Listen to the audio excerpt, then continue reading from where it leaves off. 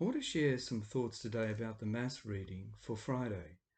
The Gospel for the day is from John chapter 21, the first 14 verses of the last chapter of the Gospel. In many ways it seems chapter 21 is a last-minute addition to the Gospel. There is no attempt to mask the impression that the Gospel proper originally ended at the end of chapter 20, where the author tells us that Jesus did many other things in the presence of the disciples that are not written in this book. But these are written that you may believe that Jesus is the Christ, the Son of God, and that believing you may have life in his name. Then we launch into chapter 21, where we meet 7 of the disciples who seem at a loose end. I've always thought that really strange. They've just been through the most astonishing events.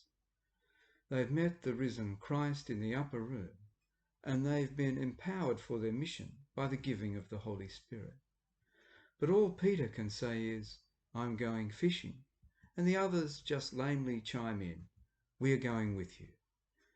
And this makes me think about some of those old slapstick comedy routines where the protagonists would come across a potential problem and at first do the responsible thing by heading off to see the relevant professional to fix it, the doctor, the lawyer, the accountant.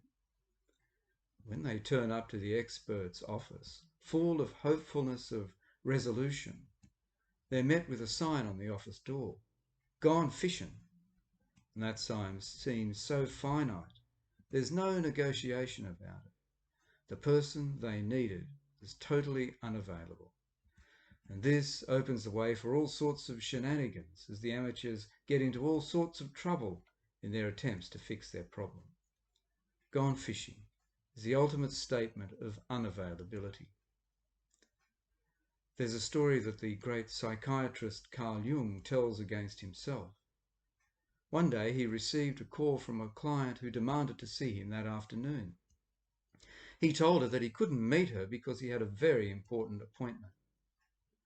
Later that day, the woman was walking across the bridge over the lake when she noticed a lone figure fishing from a small boat. She recognized the fisherman at once. It was Dr. Jung. The next day, the woman flew into the office and confronted Jung. "I saw you yesterday on the lake fishing. You told me that you had an important appointment." "I did," he replied. "I had an appointment with myself." So St. Peter and the other disciples return to familiar things. And it is in those familiar surroundings, doing familiar things, that they meet the risen Christ again. I'm sitting here amid familiar things. I'm in my study with my books and my models. This one is a model of Stephenson's rocket. We will all have to spend much more time in the near future among familiar things. Peter and his friends may have thought that the return to familiar things would have been just that. But it is in that return that they encounter the risen Christ and are sent once more into the world. May we too encounter the risen Christ in special ways as we return to familiar things.